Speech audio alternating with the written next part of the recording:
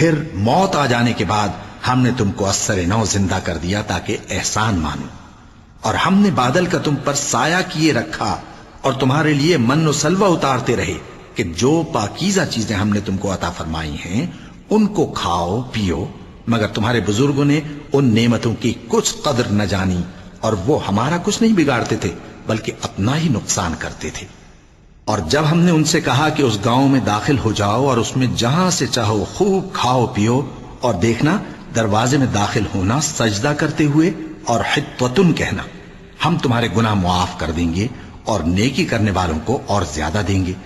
تو جو ظالم تھے انہوں نے اس لفظ کو جس کا ان کو حکم دیا تھا بدل کر اس کی جگہ اور لفظ کہنا شروع کیا، پس ہم نے ان ظالموں پر آسمان سے عذاب نازل کیا کیونکہ نافرمانیاں کیے جاتے تھے۔